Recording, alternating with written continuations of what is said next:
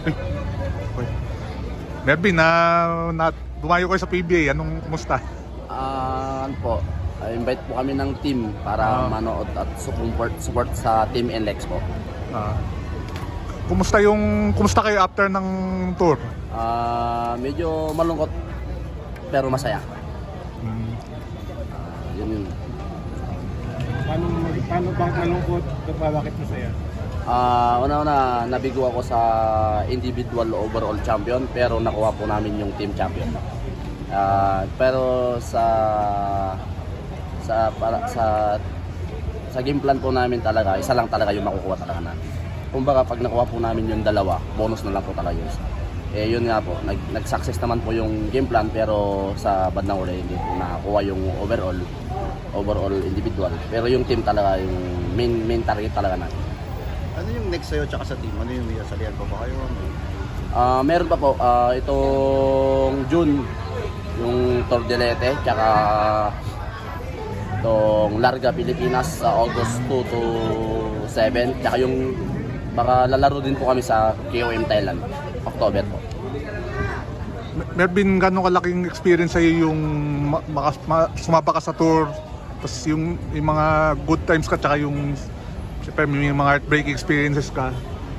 Malaking experience kasi yon, dati napapanood ko lang sila.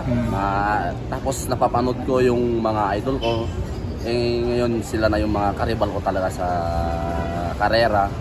Pero yun nga, kulang pa. Kailangan pa magsumikap tsaka mag-focus pa para makuha natin yung target talaga natin. Maybe ang daming nga nag-expect na isa sa last stage makukuha mo. Ano ba nangyari yun? Yung game plan po namin talaga, sabi ko nga, gusto ko rin talagang kunin eh. Pero yung mga, kasi hindi pa tapos yung karera, may nagsasabi na yung commentator na champion na ako. Pero hanggat di pa punta talaga natatapos yung karera at di pa tumatawid sa finish line, hindi mo pa talaga masasabing champion eh.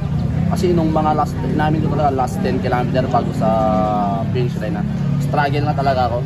Siguro kasi yung haba ng breakaway namin, kasi iba kasi sa iba kasi sa flat kaysa sa climb eh. Sa flat pwede kang makapag-recover ng katawan mo eh. Sa climb talaga mahirapan na eh. Kumbaga yung 100% mo may bibigay mo talaga doon. Kaya yun. Ahon ba yun sa mga gusto mo pang ma-improve pa? Kumbaga lalong lumakas yung pag-asa mo na mag-champion?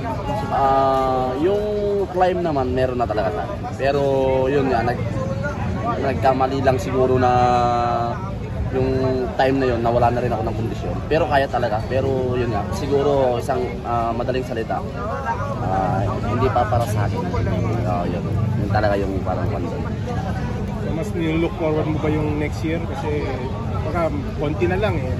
Kasi 2 beses na ako nag-miss eh. Una nung Tour Vizcaya, pangalawa tong Tour of Luzon. Hindi ko pa nakukuha talaga yung overall champion. Baka siguro next year o kaya sa mga upcoming race. Mervin, Yung panalo mong overall, wala pa talaga yung major? Wala pa talaga. Mas masarap kasi mag-champion pag kalaban mo talaga yung mga superstar talaga eh. Andun yung mga bigating team. Mas maganda kasi mag-champion ng ganun eh. Talaga yun talaga yung masasabing champion talaga sa sarili. Mervin, marami ka palang following sa social media. Active ka ba sa ano? Active ka ba sa social media? Hindi po, parang kumbaga hindi ko din po alam kung ba't ako kumbaga kumalat na lang siguro tas napapanood po nila sa mga video ganun po.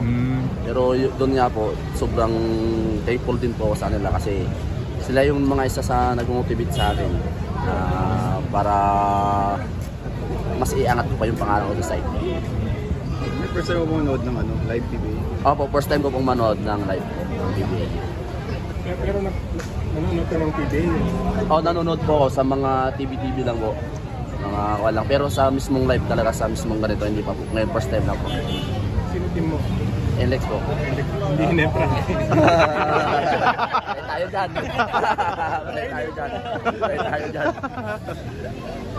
Nagpa-basketball ka rin? Nagpa-basketball ka rin pagka... Nung one po, high school po, varsity. Opo. Pero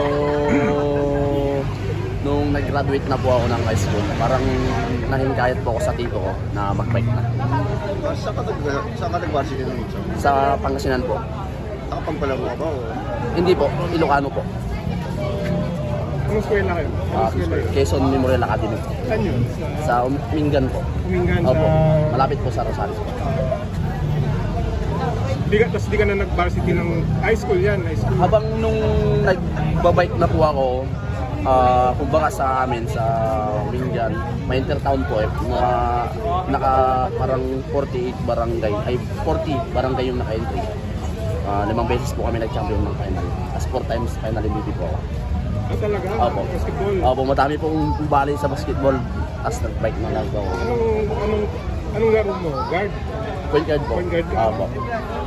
Sayang, ba't mo pinagpatuloy?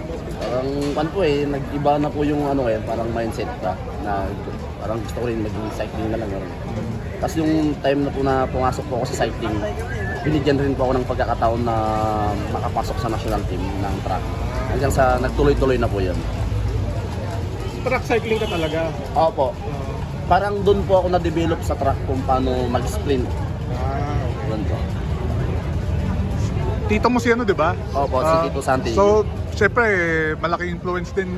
Opo. Yung talaga, yung doon po ako na sa kanya. Sabi ko nga po, balang araw gusto ko rin po talaga siyang magaya eh.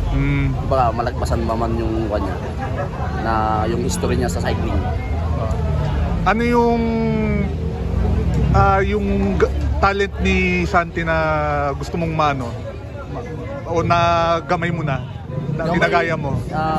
Yung kumbaga sa kanyang pinagkaiba lang po talaga namin sa kanya kasi 4 times champion na eh. Eh ako wala pa eh. Kumbaga yun din yung gusto ko na marating din.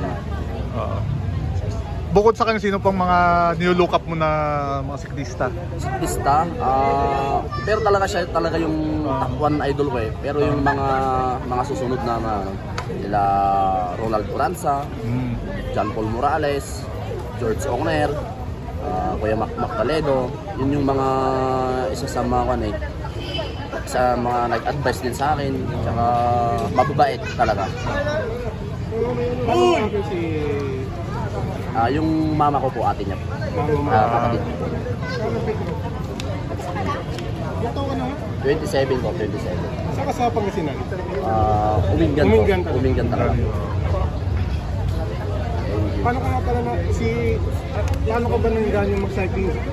Pinipilit ka ba ng uncle mo o kusa ka nila? Hindi po, elementary po ako noon.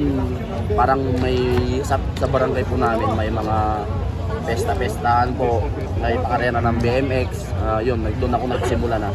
Tapos nung naging high school naman po ako basketball, hanggang sa nag-graduate po ako ng high school, binigyan po ako niya ng bike. Yun, sumama na po ako sa kanila sa training nila.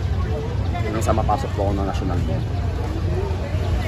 Maybe pag sinabi kasing Pangasinan, parang kailangan magaling ka sa cycling eh. So, siyempre, kinakarga mo yung pride na yun eh. So, ano ba meron? Sa Pangasinan po kasi, pag sinabi po kasi nilang Pangasinan, sa totoo lang po, dyan po yung pinakamaraming champion ng cycling. Ibig sabihin po, home of champion daw ang Pangasinan ng cycling. Yun.